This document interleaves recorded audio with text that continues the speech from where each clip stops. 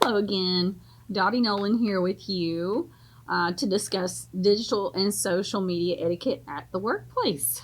I work with Eastern Kentucky CEP, located in Hazard, Kentucky. So let's go ahead and get started discussing how you should communicate at the workplace using interpersonal skills.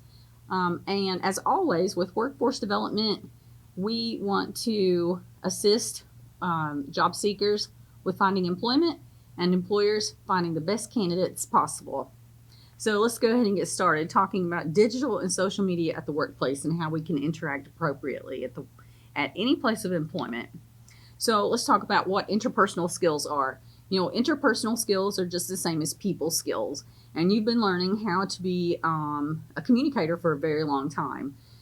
You've learned tons of communication skills, obviously at home, at school, with any type of group that you've been involved in, basically just in your community. So part of you being a successful employee is understanding the importance of your communication skills. Those can definitely assist employers retain customers and keep customers growing. So it's truly about customer satisfaction. There are tons of ways that we can communicate at the workplace, and they're very similar with how we communicate at home. You will communicate with customers through telephone calls, face-to-face. You will communicate with customers through social media, definitely through email. So here are lots of good tips to help you interact with customers and obviously your coworkers and your employer using all of these types of platforms. So let's move on to telephone etiquette. Believe it or not, customers prefer to interact with employers and places of business through the telephone. So let's talk about what are some best practices to communicating with customers through the telephone. First of all, it starts with just answering the phone with a kind tone. When you answer the phone, make sure you answer it with an appropriate greeting. So an appropriate greeting includes your name, the place of business you work for, and a comment such as, "How can I help you?" So let's practice this. "Thank you for calling Eastern Kentucky CEP. This is Dottie. How may I help you?" So you've eliminated your customers asking, "Who is this? Who am I talking to?" You've also eliminated your customers asking, "What place of business did I call?" So when you answer the telephone appropriately, your customers can easily move into a conversation with you, and it can be a back and forth conversation that can definitely lead to gaining the necessary information and a follow-up. Okay, so you may want to have a sticky pad close to you when you're answering the telephone so you can take notes, write the person's name down. And a part of making the conversation a little more personal on the telephone is once you have the name of the customer that you're speaking to, just infuse that in the conversation. "Thank you, Ms. Smith, for calling Eastern Kentucky CEP, but Angela's not here today. Would you like to leave her a message?" Okay? And if they let you know that they would like to leave a message, make sure you get that detailed information so you can pass it along to your coworker, and make sure that that allows the follow-up without any questions. Okay? Another good rule of thumb with talking to customers on the phone or interacting with them over the phone is if you do have to put a customer on hold, assure them that it will be a brief hold, and they will say, "Yes, I can hold," or "No, I can't." Now, before you put them on hold, ask them if they don't mind being on hold. If they don't, then make sure you pop back on and say, "Thank you for holding. Angel is now available, and I will transfer you." Okay? Don't just leave your customers on hold for an unlimited amount of time. If the person is not there that they wish to talk to, don't just hang up on them, and don't just answer the phone with a "Hello, can I help you?"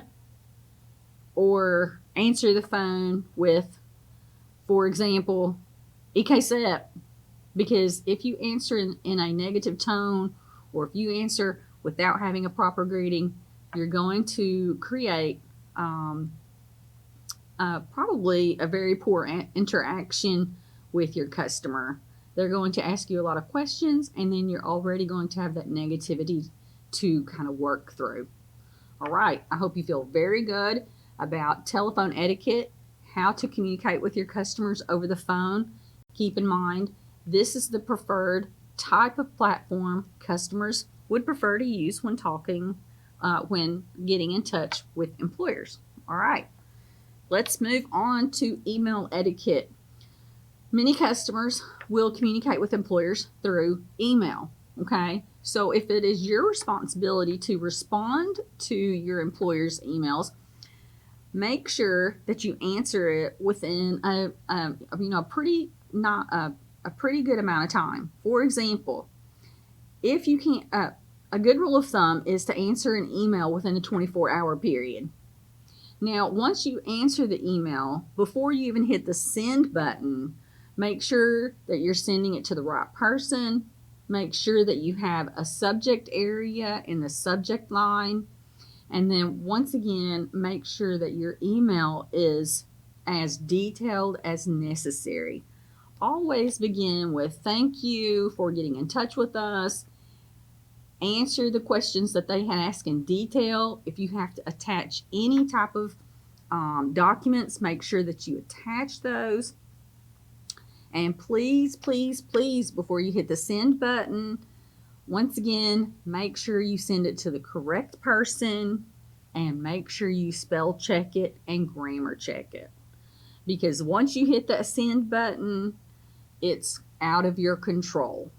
Okay?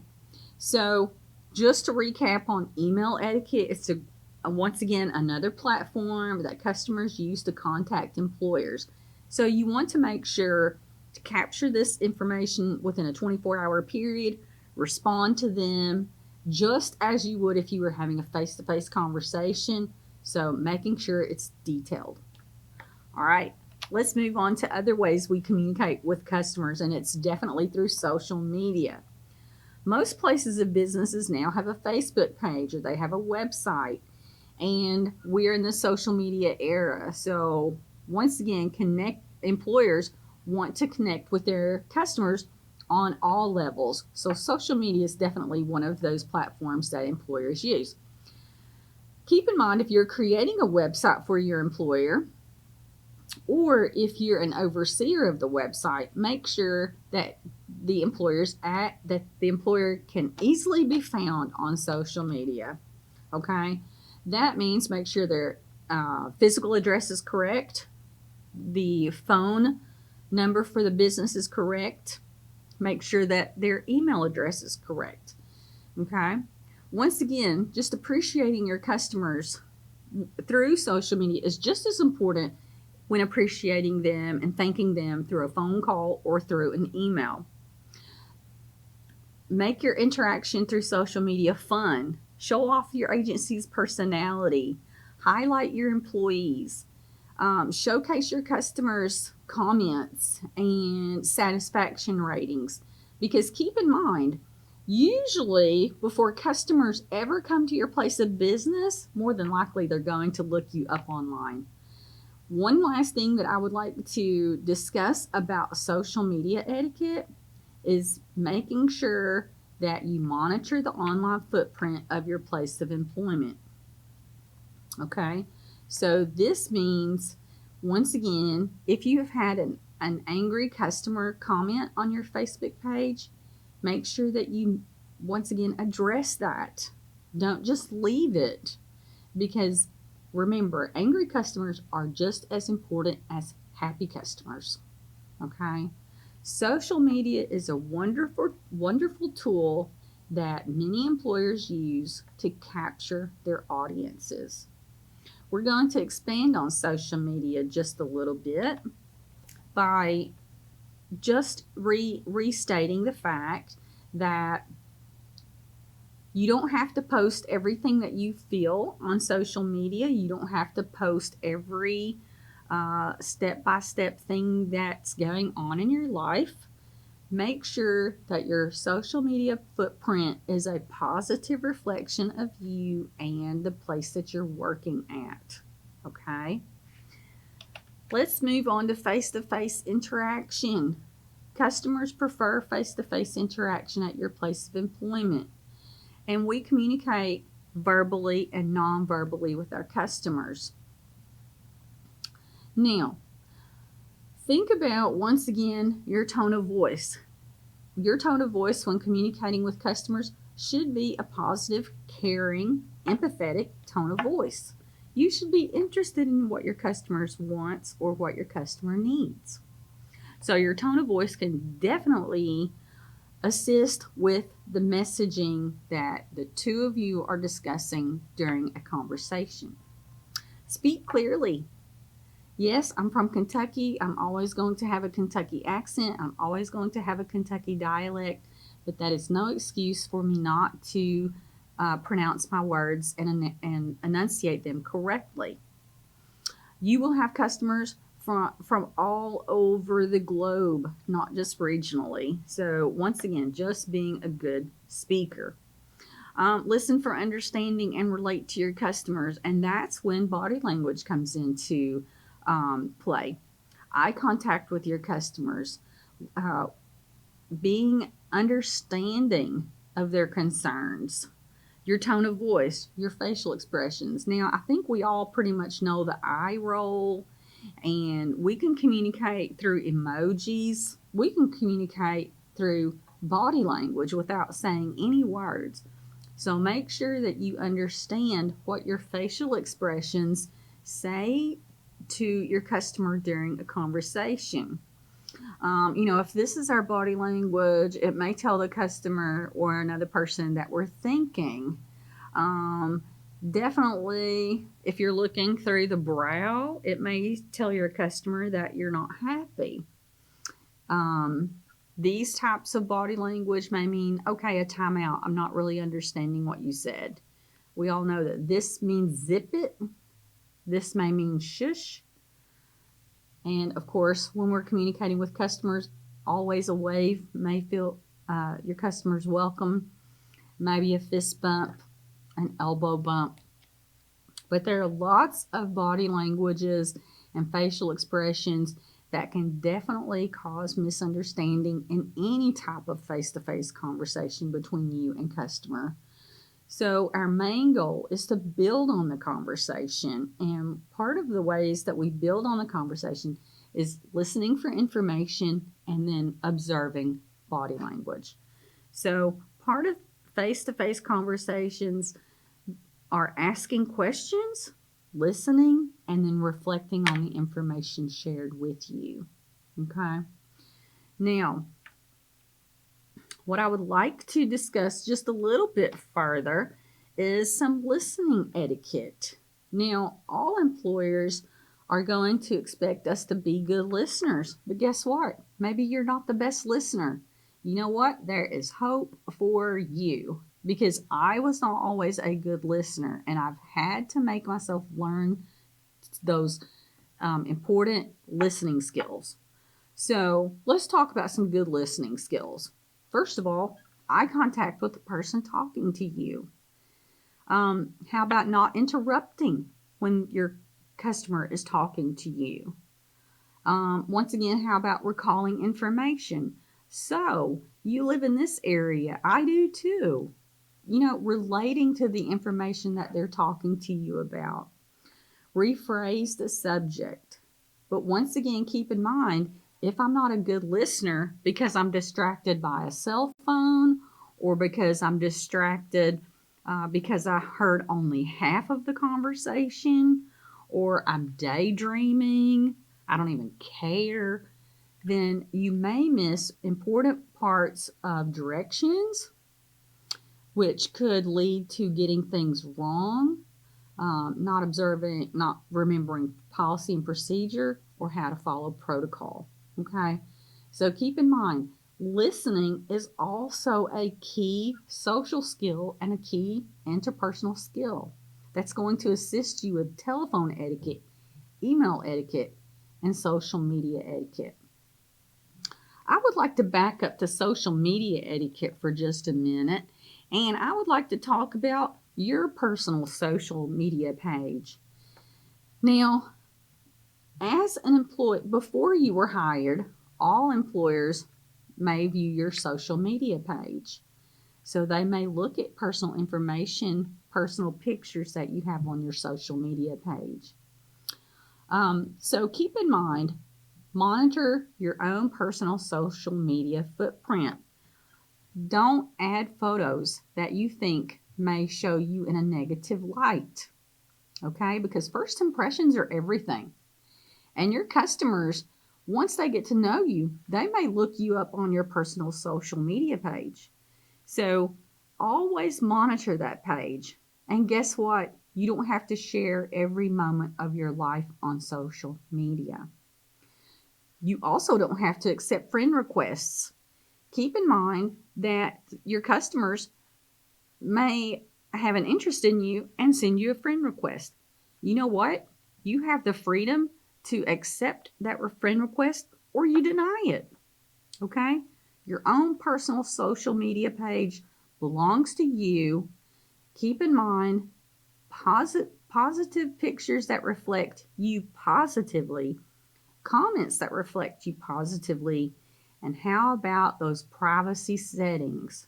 Those are important.